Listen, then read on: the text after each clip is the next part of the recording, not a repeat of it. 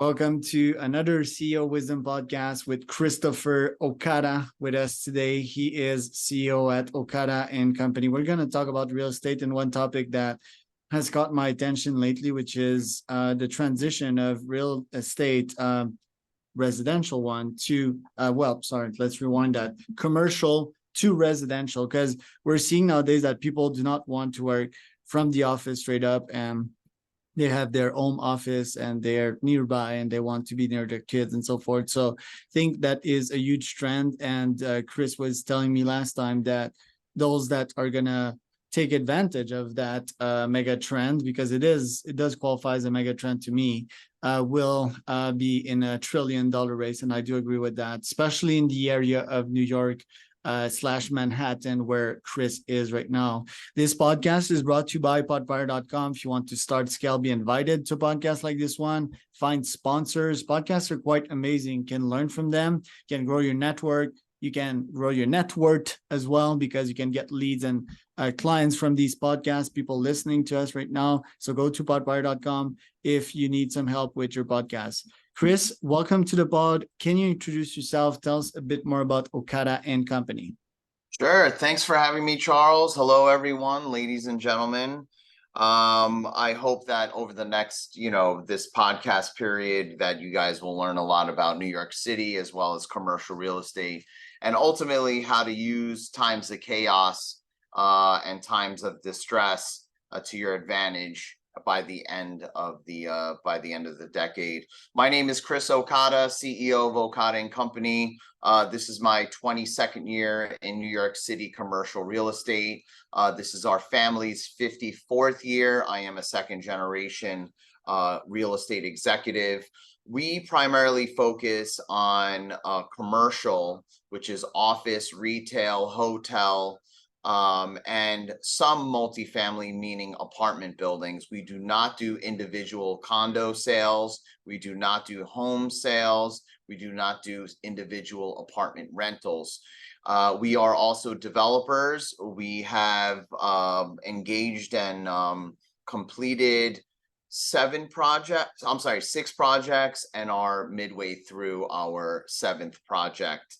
Long story short, everything in real estate that we focus on is one of 2 things. One, as a broker, our value proposition is to fill vacancy. And today, as Charles had mentioned, we do have a work from home, an evolution of real estate. But this evolution of real estate is not new. New York City, once upon a time, 20, 30, 40 years ago, was a manufacturing mecca. And all of Soho and all these prime areas were once all sewing factories, garment factories, furniture factories. So it's really just more of an evolution. In the 70s and 80s, the manufacturing became office, and there were a lot more occupants that required office space, and manufacturing went overseas. So, it's really just the next evolution, the next generation. These buildings were factory buildings. They were created for factory buildings. And we're not talking about the skyscrapers of the world. We're talking about, the Class B sort of loft office buildings that you see in Soho or the Meatpacking District or in Chelsea. That's sort of what we do. We currently have a portfolio of 3 million square feet here in Midtown Manhattan. That is still considered on the small aspect. To be a player on a national platform, you really need 20 to 30, maybe 50 million square feet. And that's where a lot of the publicly traded companies, they have around anywhere from 20 million to, let's say, 50 million plus square feet. Our neighborhood, our focus is on landlord representation. We represent landlords and we represent sellers.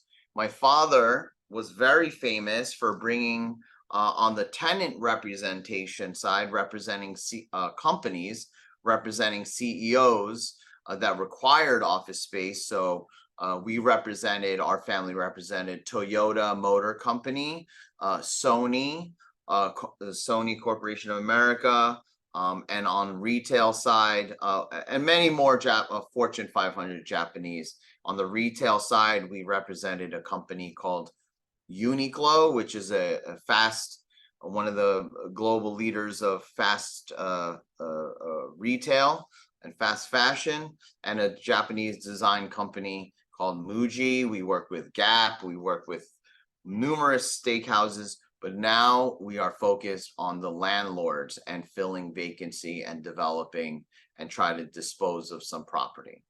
So that's what we do in a nutshell. You started you went in the family company in 2006. 2008 hit. Yes.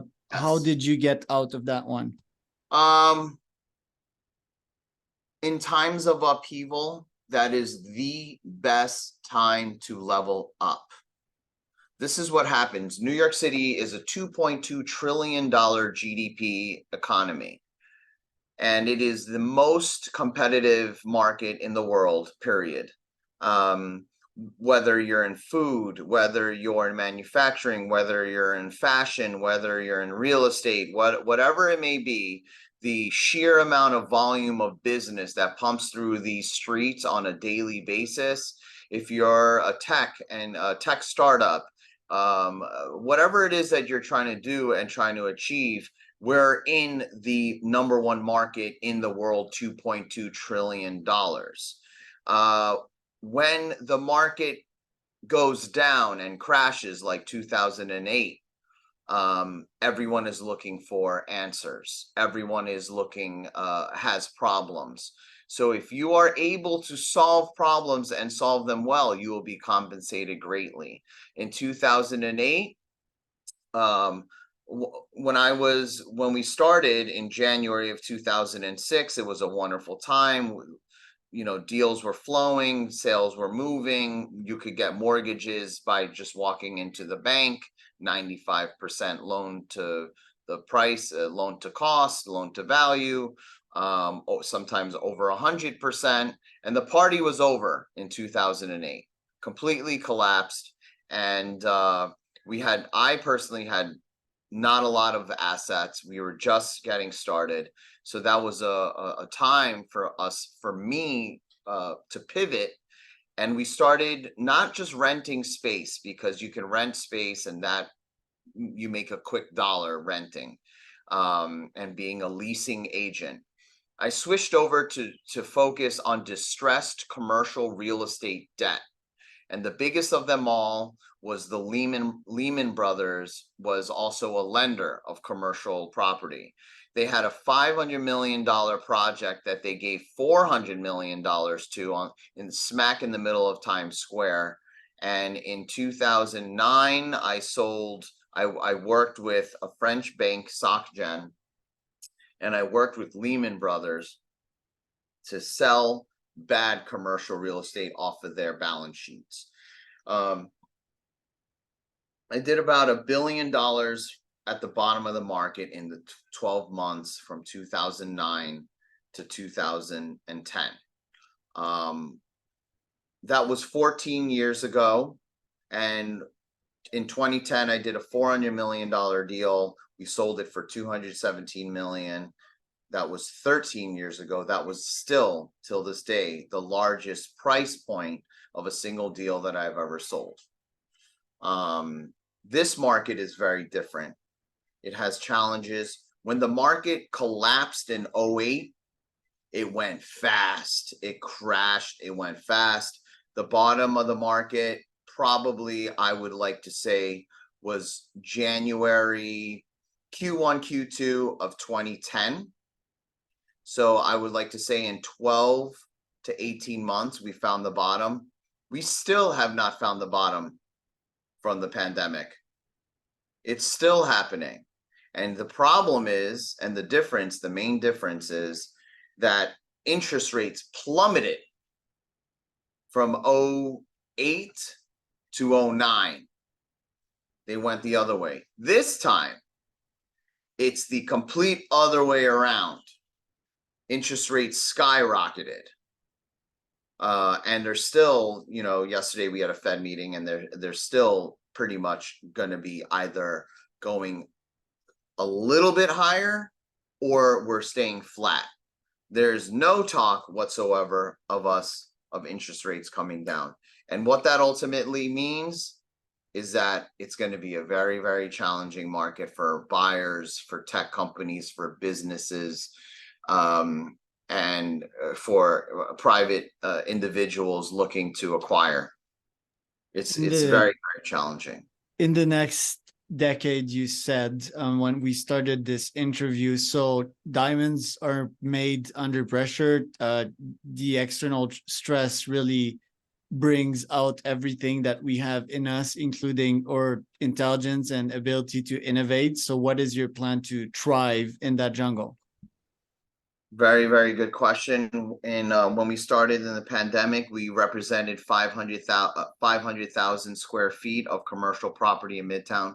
Today, we are just under 3 million square feet of commercial property in our portfolio. So we 6x'd our sort of leasing portfolio. In addition to that, we acquired a distressed office building because we play in that space. This is not for everyone.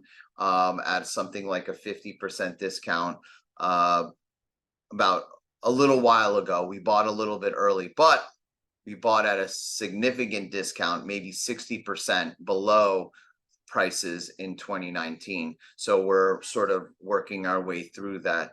I am going to be continuing to do brokerage, finish up this one project, and continue to expand our portfolio.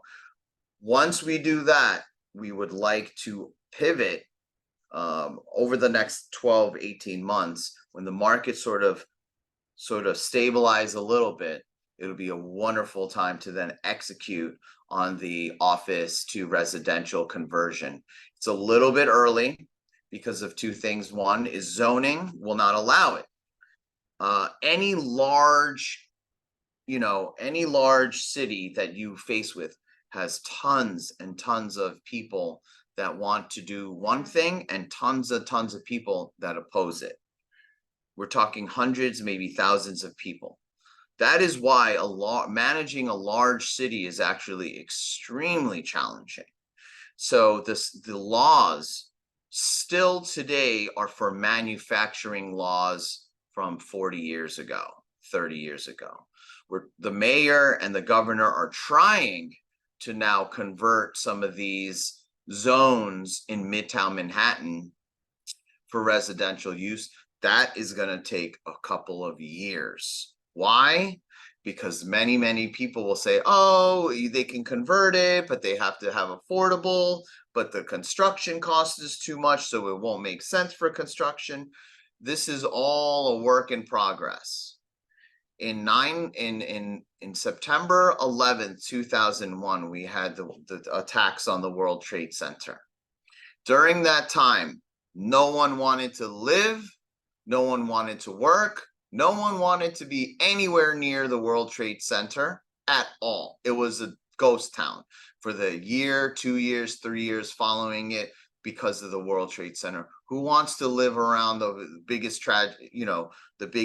tragedy since Pearl Harbor in downtown? No one. You don't want to live there. Also, the debris, the chemical, all kinds of asbestos, many different problems came up with that.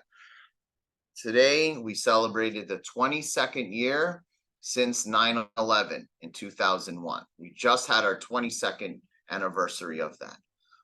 Over 20 years, there was about 70,000 apartments built because they changed the law after 9/11 to draw people back down to the World Trade Center area. We have the World Trade Center, one World Trade, we have 2, 3, 4 World Trade.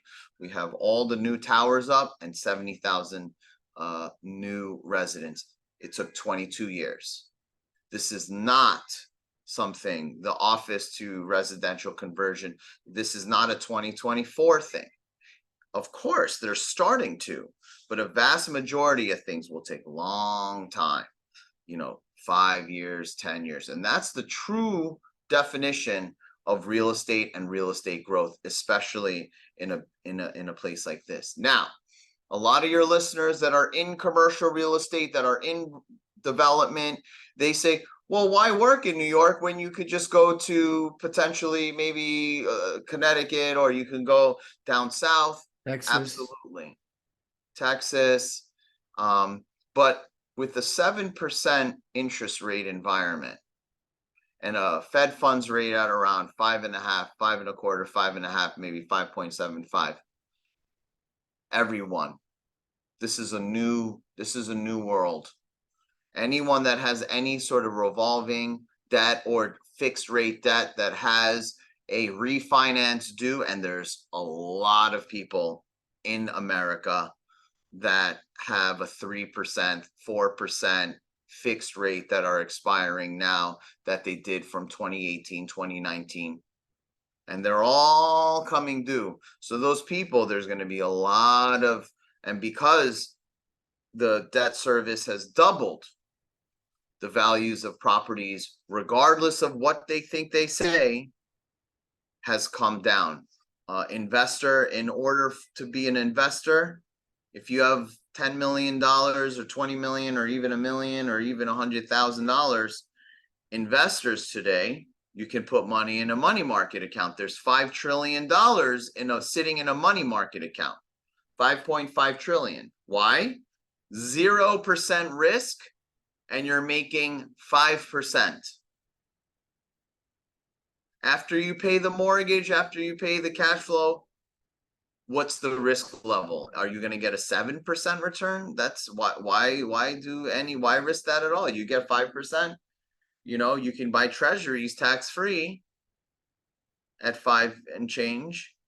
So why would you have any risk at all unless it's double that? 10% ROI, 11% ROI, 12% ROI. So that's the environment that we're in for now. But the very, very, very few, the very select few that make sense of this high interest rate environment, get comfortable with it, have capital to deploy and invest into this market. When the market returns to, it's not going to be a 0% interest rate environment, but when it comes back to a 4% Fed funds rate, or the mortgages come back down to 6.5, 6, 5.5%, and it will, because that's sort of the long range trend, is under 6%, 5.5 to 6%. Values come up when there's monetary easing. So there's going to be monetary easing, but I think it's looking like 2025. So the next 12 to 18 months could be an extraordinarily interesting time. And a lot of people not a lot, a select few people are going to make a ton of money, a ton, by buying into this environment today, where, to borrow $1 million, it costs $70,000 a year. And, so when that interest rate comes down, the cost of borrowing will be at, let's say, $50,000 a year. And so what'll happen is those values will probably increase, because property values, not single family homes, commercial property, not single family. Let's get this straight. We're talking hotel, office, apartment buildings. I'm not talking about going on Zillow and looking at a home. I'm not talking about that. I'm talking about 10 million, 20 million, 50 million, $100 million properties that were worth 200 million, 200 million, 50 million. They were worth double a few years ago. They'll come back, especially in New York. That's my professional opinion, and that's based on history. Whether 9/11 or whether the financial crisis of 2008, whether the savings and loans crisis, whether Y2K, whether the tech bubble bursting, whether the oil shock, the oil crisis, energy crisis, wars, whatever it is, every single decade, our area really continued to increase. It's actually getting too expensive.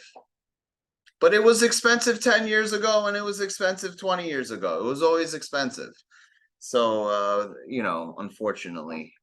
I see you're in Web3 also.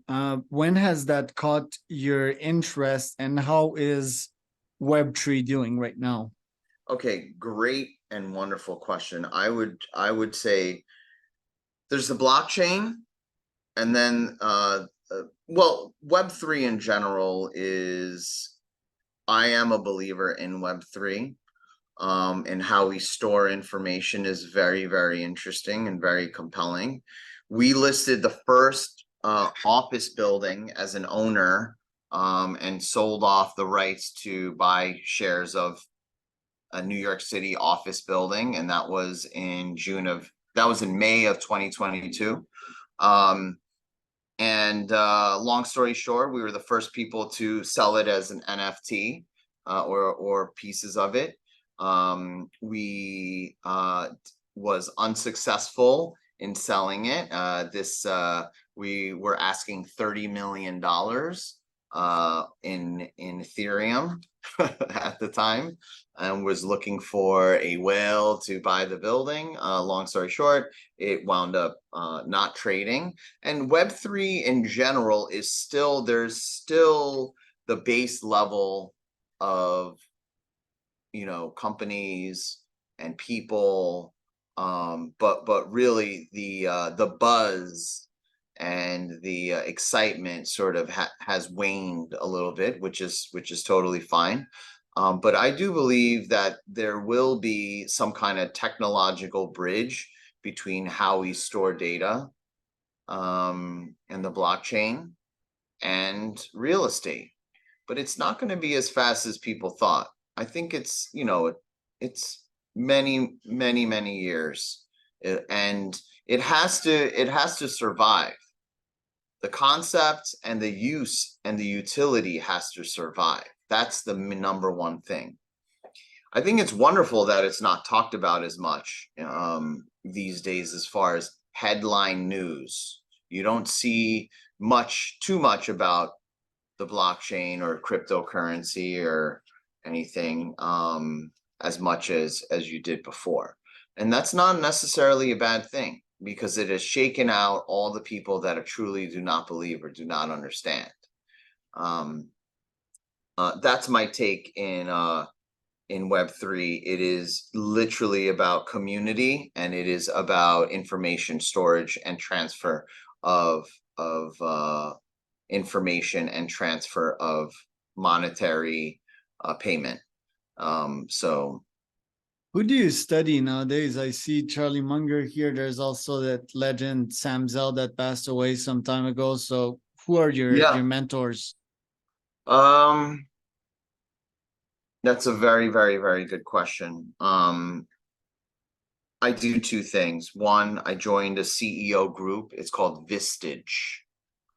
And I sit in this group, and our group is in New York City. There's multiple groups, and everyone in this group makes 100 million, 50 million, 30 million, 10 million. And so that's number one. I've recently surrounded myself with only CEOs that make tremendous money. I want to just be around them and talk to them about my issues, and they talk about their issues, and then we try to hopefully help each other resolve issues. So that's number one. I do have local family offices and local very wealthy individuals that are clients, and wealthy individuals that are also friends of mine that I look up to. But as far as people in the media or people that are popular, definitely I look at the modern moguls of the world, which is, Elon Musk, Sam Zell, of course. He just passed away earlier this year. Ray Dalio. Ray Dalio, love Ray Dalio, his sort of wisdom. Even looking at things like what music people like Jay-Z have done. Of course, you mentioned Charles Munger, but Warren Buffett. These are very, very interesting people. And then the manufacturing companies and fashion companies that have survived: Louis Vuitton, Chanel, Coco Chanel, which is a controversial brand. The Nike, the brand, that story is absolutely incredible. I really look up to brands that started from nothing. Honda, incredible story.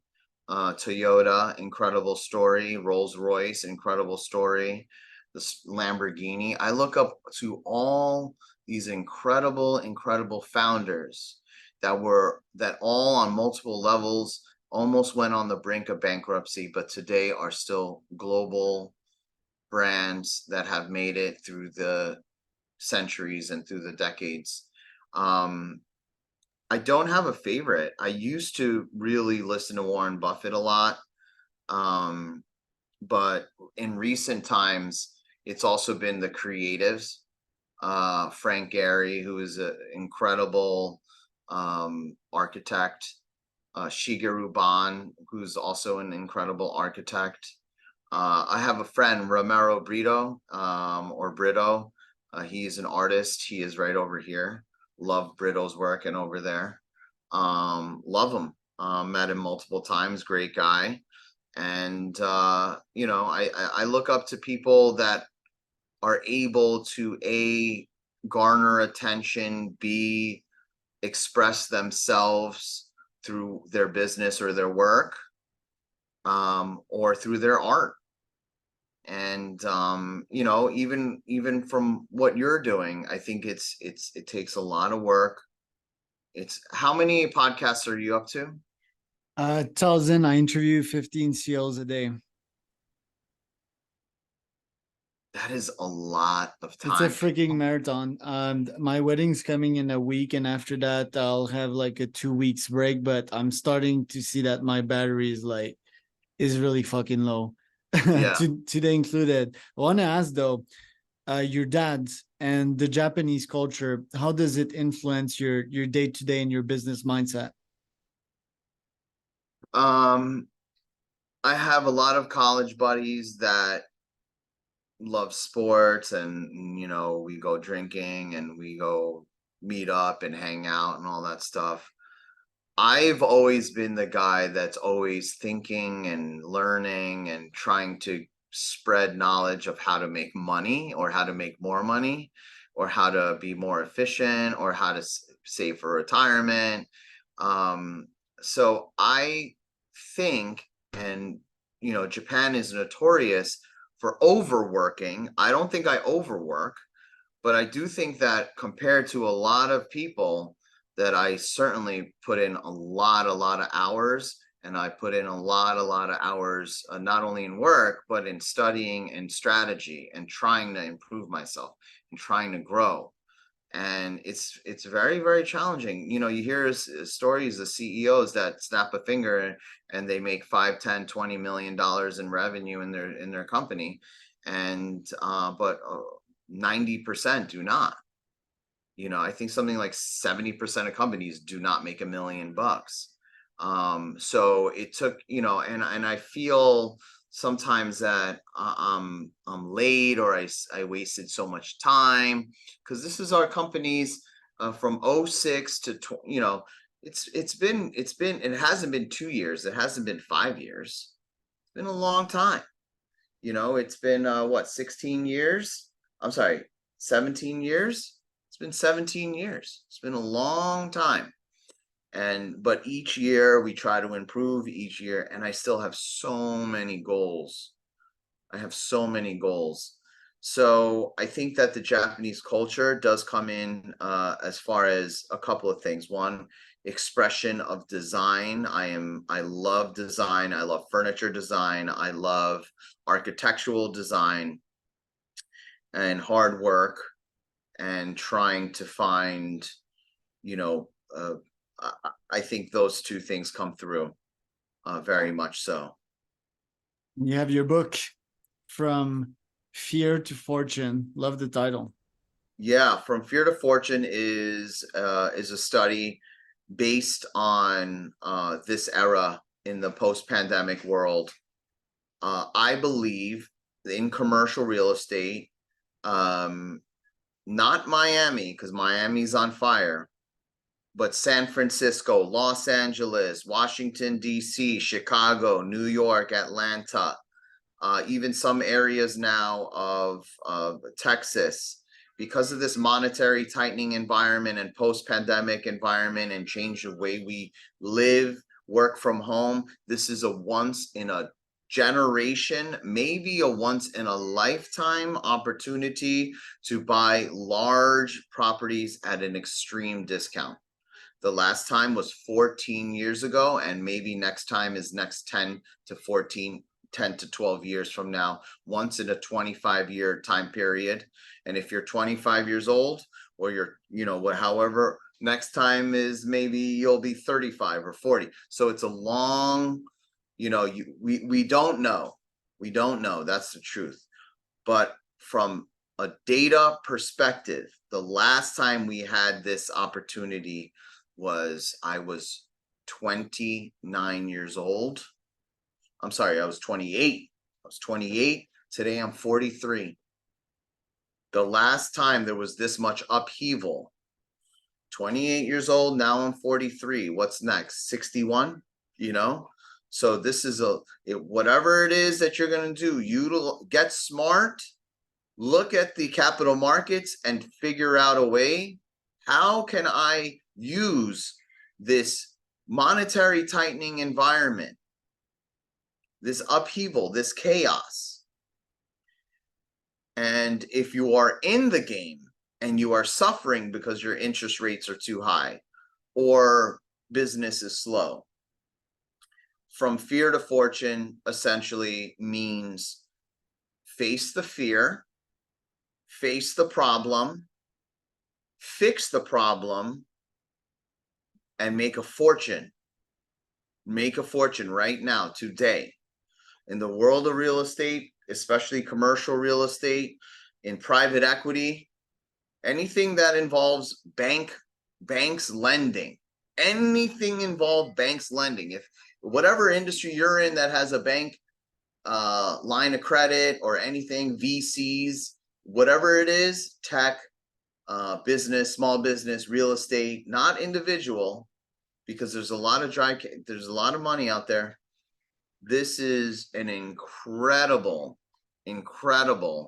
time, once in a generation time, to make a real fortune. Love it. Love the message. Yeah. What are your top 3 goals for this year? Final question. We wanted to get to 3 million square feet. We achieved that. We technically have 150,000 square feet because we completed one project. So 3 million square feet. I wanted to, and we achieved that. I wanted the whole team, and we did not achieve this, everyone in our firm minimum to make 6 figures as a minimum. Unfortunately, we have some, it's fine. They're just younger. We have younger associates that have not achieved, that did not get to that level yet. We have 3 months and around 8 days left in the year. I am pushing and doing whatever we can, shoving and, motivating and sometimes yelling to get people to wake up and say, guys, you have to get a move on. We have 3 months left. Whatever it is that you have to get done, you have to do. And the third one is an internal sales goal, sales commission goal, which we are not near because, unfortunately. So 1 out of 3 so far, yes, but we still have 3 months and around 9 days left or 8 days left in the year. We're scrambling and figuring, and not scrambling, but we're trying to figure out what do I need to do today in order to make this happen before the end of the year. So Charles, I'm going to ask you, pick a number you'd like to make. Let's say $1 million. Okay. It's $1 million. $1 million. Gun to your head. Gun to your head. There's a gun to your head. And this person that has a gun to your head says, Charles, you have 3 months to make $1 million or I'm going to pull the trigger. You'll find a way. Yeah, that's easy. You'll find a way. Cold email, buy more SendGrid licenses, buy more Apollo licenses, and yeah, send more email. Exactly what I'm doing right now. But yeah, I get your point. Or the urgency, right? It's the urgency. It's also being able to think, and then a little bit past the urgency, which is, you must get it done. You must get it done. And I think that a lot of people do not have that. A lot of people have ADD, and which is, when I say ADD, not clinical ADD, I mean, they're scrolling and they're wasting time. And I'm guilty of that. I love social media. I love memes and all that. I can get lost in YouTube, but it's 5:15 p.m. Friday. And I'm in the office and I still have a bunch of work that I need to do, but it's also because I have some monstrous goals that I personally would like to achieve. And as we all know, as your listeners know, if you've interviewed, thousands of CEOs, you climb a mountain, you get to the top and you enjoy it, but you realize you are only at the first sort of stretch of the entire journey, and the next mountain is 10 times larger, and you're like, oh my God. So that's essentially, where we're at. And I have to be careful, and just like you have to take time off to sort of be grateful for what you've built. But sometimes my own ambitions get in the way of my own happiness, unfortunately. So yep, I can relate to that. Yeah, that little break for me is coming up. And just one caveat: yes, the mountain, it gets bigger, but so is your mindset. The mindset that we bring with us at the top of this mountain is just guerrilla or gorilla it's literally, right? I can't point out to fear nowadays. I have a nice relationship with pain. And yeah, that will bring me the fucking distance. I really like the sense of urgency you infused there. So thank you for that, Chris. Where can we find out more about you? Social media is best. LinkedIn, Christopher Okada, and all other social media at Chris Okada. If you want to check out the white paper, it's from feartofortune.net. And that's pretty much it. But social, Instagram and LinkedIn and Twitter as well. Or X, sorry. I saw your Twitter icon. I was like, I think I followed you there just right now. So you can follow Chris on these social medias, Chris Okada again. And this was Charles Cormier, host for another CEO Wisdom Podcast.com.